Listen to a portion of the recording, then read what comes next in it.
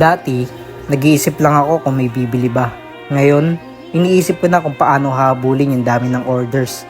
Kwento ko lang ulit yung nangyari ngayong araw mga tol. Habang ginagawa ko yung paninda, napatingin lang ako sandali. Tapos napaisip, ang dami na rin palang nagbago. Dati kaya ko pang papetiks-petiks habang gumagawa ng spam musubi. Ngayon, kulang na lang minsan yung oras kasi kailangan matapos agad para makahabol yung mga umu-order. Habang si mama nagbabantay sa pwesto, ako naman nagmamadali matapos lahat sa bahay. Ramdam ko yung pagod, pero ibang pagod na siya ngayon. Yung pagod na may progress. Habang nagbabalot ako, napaisip talaga ako. Dati isa lang minsan bumibili. Minsan wala pa. Ngayon, may mga online orders na. May mga sukli na. At may mga taong bumabalik talaga. Napapansin ko rin na parami na ng parami yung nakakakilala sa akin. Minsan may tatawag na lang, ikaw yung sa Facebook, di ba? At sa totoo lang, hindi ko talaga in-expect yun. Ang word isipin, kasi dati, ako lang yung nanonood sa ibang tao.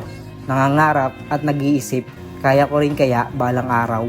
Ngayon, may mga taong sumusubaybay na rin pala sa akin. Sobrang thankful talaga ako.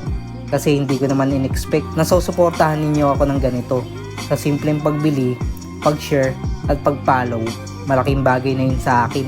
Natutunan ko na hindi mo naman talaga kailangan maging perfecto para magsimula. Hindi mo kailangan hintayin na kompleto lahat.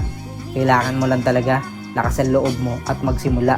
Kasi minsan, yung bagay na kinakatakutan mong simulan, yun pala yung magpapabago ng buhay mo.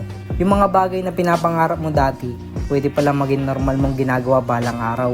Hindi pa man ito yung dulo, pero masaya akong nakikita kong unti-unting gumagalaw yung pangarap ko. At alam kong mas marami pa akong kailangan pagdaanan, pero tuloy lang. Araw-araw aslin, hindi mabilis pero umaabante. Kung gusto nyo sumabay sa journey ko, follow nyo lang po ako. Kita-kits po tayo sa susunod na episode. Mag-iingat po kayo palagi. Stay positive.